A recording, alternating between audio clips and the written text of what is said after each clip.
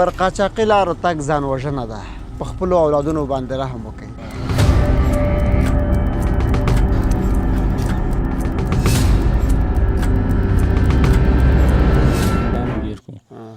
از وخل مخلې راکړه بیا ته یې کله خوشي کوو کله خوابګاله راتلو ایران کې بس خپې او لاسونه مو پړسېده.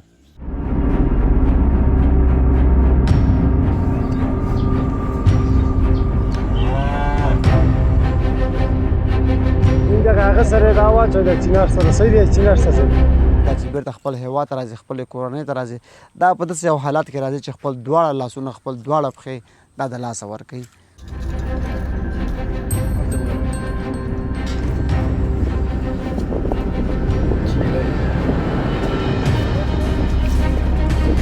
ایران کې هم ما هلته 8 میاشتې هم تېرې کړې بل مغې نه ډایرکټ قاچاقبر سره خبره کړې. والله بس رابلدان چې وو د افغانانو زمونږ قاچاقبران چې وو بیا کردانو والا ډېر سخت بد وضعیت یې موږ سره کوو ځکه چې وښلو خپې به ماتې وې لاس به مات و بیا به یې په زور ایستلو او بل ډوډۍ به یې یو شپه او بله شپه راکولو.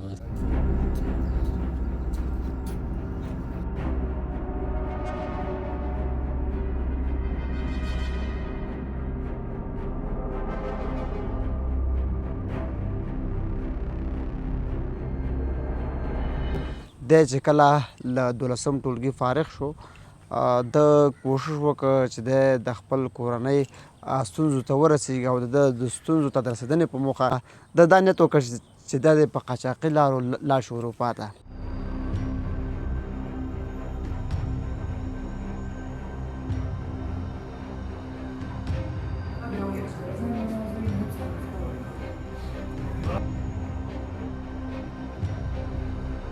اول خو یې موږ نیولي وو بیا نور بله شپې بله ډله نیولي وو ټول یې بېرته راووه یو دوه دانې صرف کلي له تښتېدلي موږ خپله هم کلي لسې نږدې وو بس نور څه لاره نه وه د هلکانو له مې ویل اخوا دېخوا وتښته پولیسو اخوا دېخوا هغه یېرې یې راغوستې وو ډزې په موږ سختېدلې ټول یو ځای راخوشو.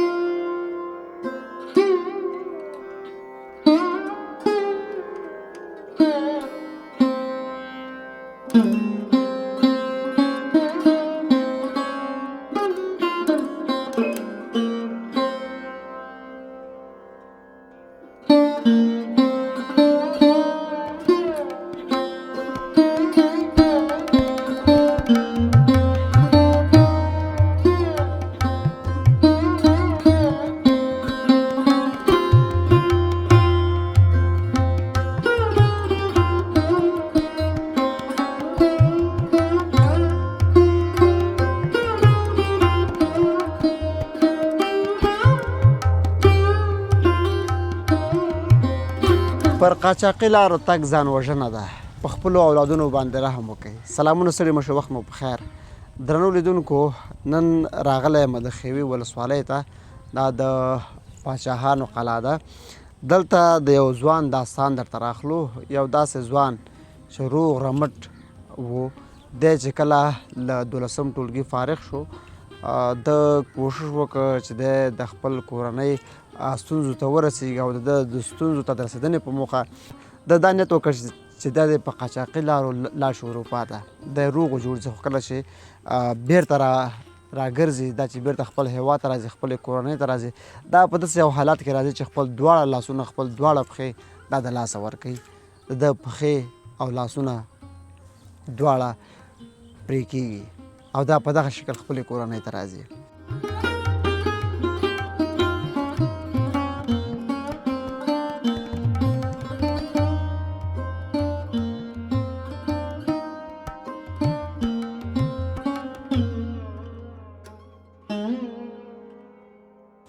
نن له همدې سره غږېږو د دوی د ژوند داستان راخلو د دوی دغه کیسه راخلو چې د څنګه نیت وکړ چې دی لاړ شي اروپا ته په دغه سختو لارو باندې. خو یادونه دا کوم چې ګورئ تاسې په خپلو اولادونو باندې رحم وکړئ، په خپلو بچیو باندې رحم وکړئ، په قاچاقي لارو دوی مه لیږئ ځکه د قاچاقي لارو تګ دا 100% ځان وژنه ده. په لاره کې په دوی باندې 100 رقم ظلمونه کېږي، 100 رقم کړاوونه په دوی باندې تېرېږي.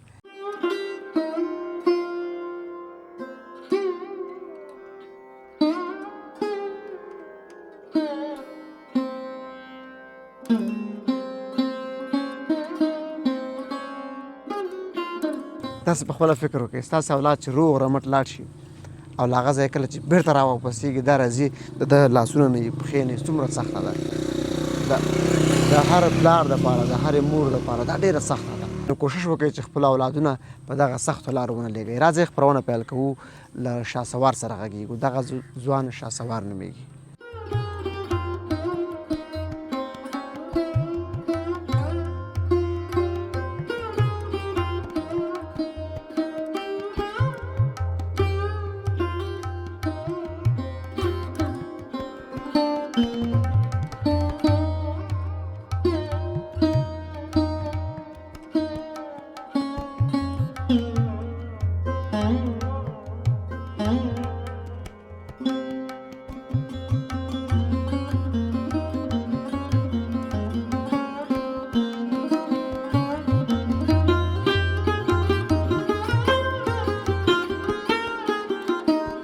بیا هم ستړي مه شئ، وخت مو بخیر.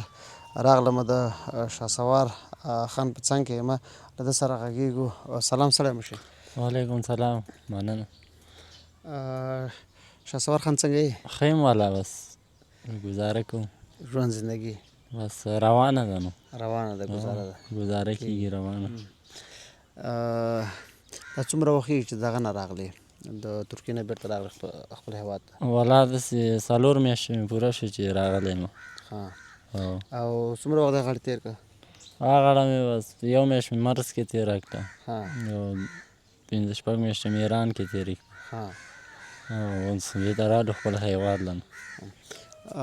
پیل کې د پیل قصه راته وکړه که نه، چې څنګه ستا په ذهن کې د خارج خبره راغله چې ته لاړ شې خارج ته او په قاچاقي لارو بیا لاړ شې؟ والا بس دلته خو چې کله مکتب نه فارغ شوم، بس پوهنتون وسم نه و، بل نو کورنۍ ستونزې هم ډېرې وي، اقتصادي ستونزې هم ډېرې وي. بس اړه کې مې فکر وکړل چې دې نه چې یو بار وځم، بس څه ناڅه خو کوم، بس ایران ته لاړم. ایران کې 8 میاشتې مې تېرې کړې.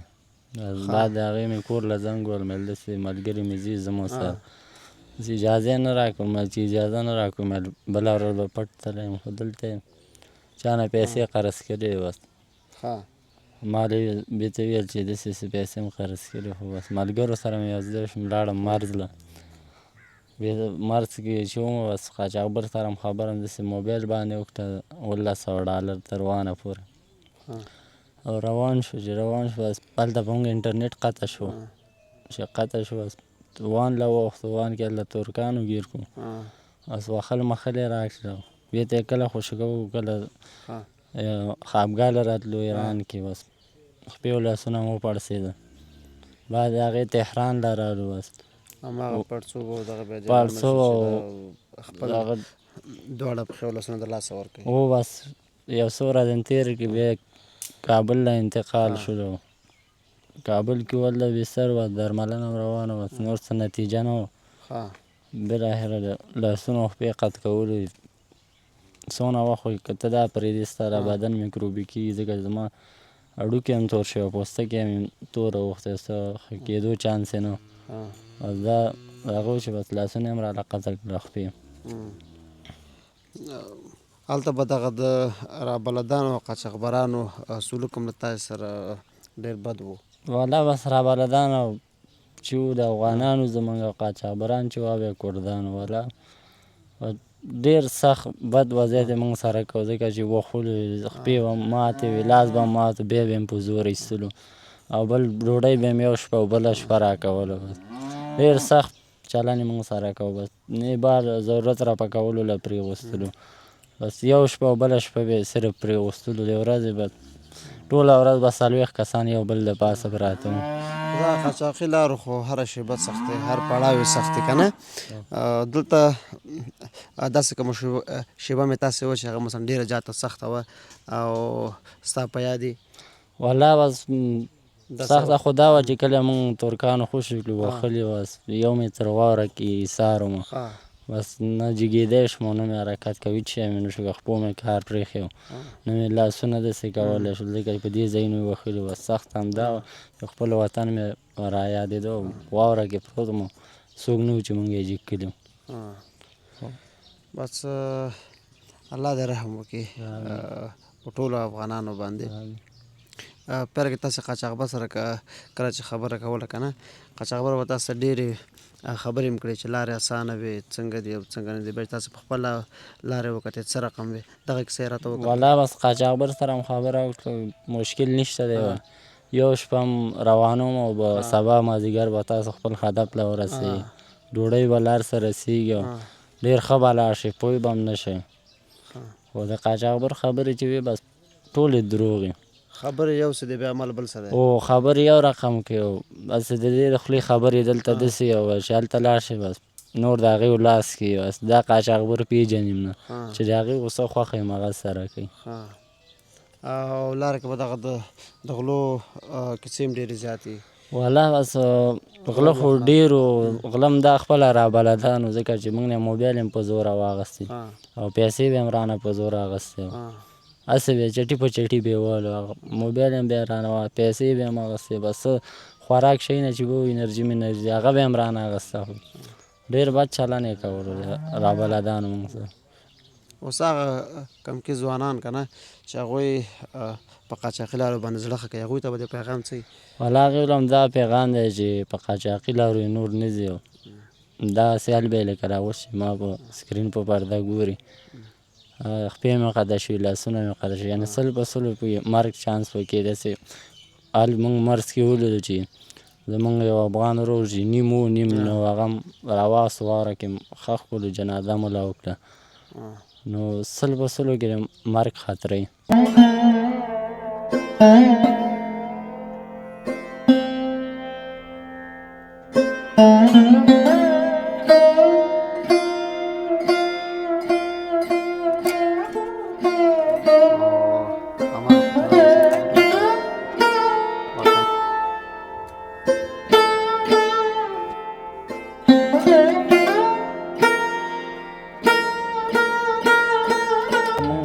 دوه 50 کسانو کې یو کس هم وایم اول خو یې موږ نیولو بیا نور بله شپې بله ډله نیولو ټولې بېرته راوړه یو دوه دانې صرف کلي له تښتېدلو موږ خپله هم کلي لسې نږدې وو بس نور څه لاره نه وه د هلکانو له مې اخوا دېخوا وتښتېدل پولیسو اخوا دېخوا هغه یېرې راغوستې وو ډزې په موږ سختې ټول یو ځای راخوشو دوه دې کې تښتېدلي کلي له هغې به یې کلي کې د شپې نیولي. او دغه 250 کسانو کې تا ته معلومه شوه چې مثلا څومره نفر به بېرته ژوندي او روغ و جوړ راغلي خپل هېواد ته؟ یاره چې مونږ کله خپګاله راورسېدو او خپل نفر قاچاقبر پیدا کولی داسې 18 که 19 کسان را رسېدلي نور چې نور معلومات نه وو. قاچاقبران ویل چې دونه کسان ستاسو مړه دي چا ویل 15 مړه چا ویل 10 مړه دي خو 2-3 ورځې مې تېرې کړې خوابګاه کې هغه هلکان بیا یې مونږ ونه لید.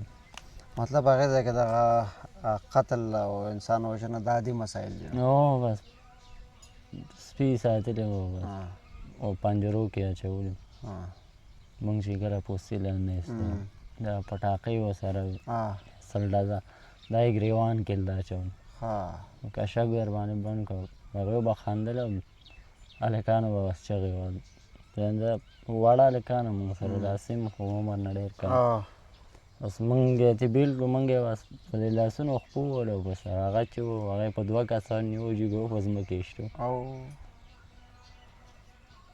بیخي د انسانیت خاتمه ده دونالد دغه انسانیت نشته. نو دا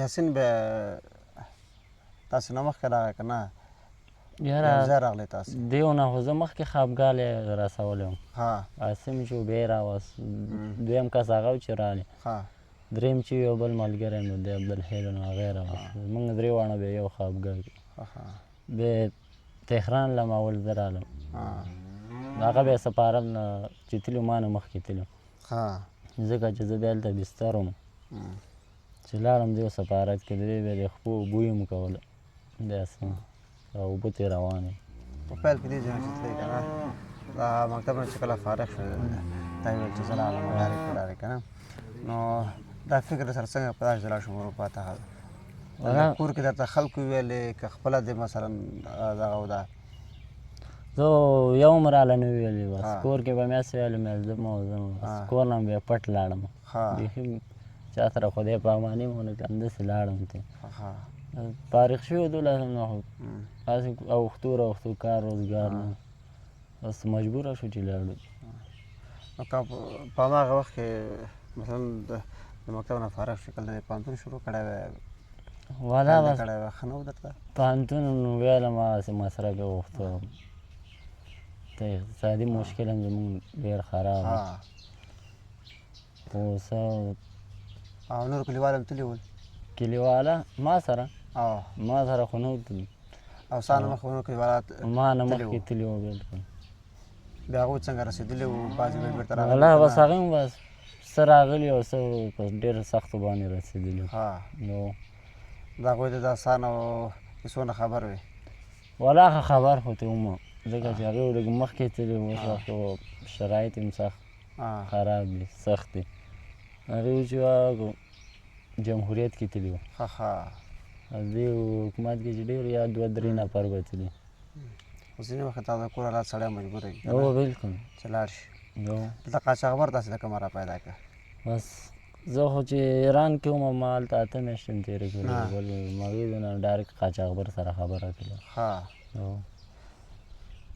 قاچاقبر نه څو روپۍ واخیستې والله زه $1,200 خبره مې کړې وه د غوانه پورې بس برګشي هم پکې بېرته $500 وه چې بېرته ستنوي برګشي هم بېرته واخیستله او پیل کې به ښې وعدې هم در سره کړې وې قاچاقبر والله بس اسانه لاره دونه یې راله وویل چې نن شپه دې وباسم او سبا مازدیګر به ته خپل هدف کې وان کې به بس همدا خبره یې کړې وه تقریبا یو میاشت روانې مرس کې تېره شوله د دې د ګیم نه برابرېدو کله به د انټرنیټ مشکل و کله به د رابالت مشکل او په مرس کې چې تاسو یوه میاشت تېره کړه هلته هم ښې سخته ورځې شپې تاسو تېرې کړي والله به داسې وه چې 40 کسانو یو وطاق وي داسې یو بل د پاسه به پراته او سهار 11 بجو کې بس ماسته او ډوډۍ راکوله د شپې چې به صرف سپینې وریجې راکولې او بار اجازه هم نه وه چې بار وته صرف دلته ایسار و دې اتاق د شپې به صرف اجازه وه الله دې خیر کړي بس ژوند دی دا کیسې شته پکې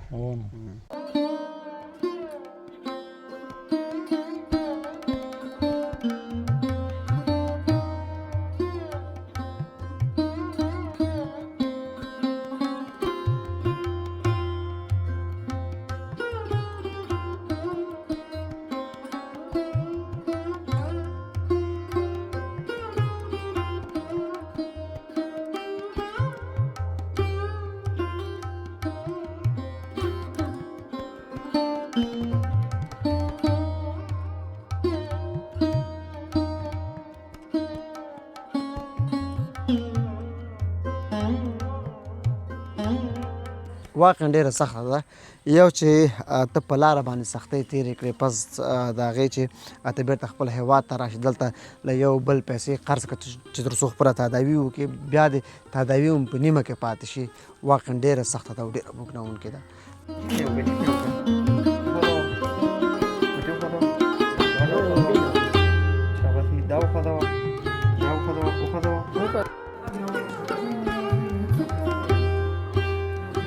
تاسې کوشش وکړئ هڅه دا وکړئ چې له دغه ملګرو سره مرسته وکړئ زه یې شمېرې په سکرین باندې ږدم په همدغه شمېرو له موږ سره اړیکه ونیسئ نو دا وه زموږ د نن ورځې خپرونه تر بیا چې زه المزار ستاسو په خدمت کې حاضرېږم تاسې په لوی بخښونکي خدای سپارم ښې چارې ښه وخت د الله په امان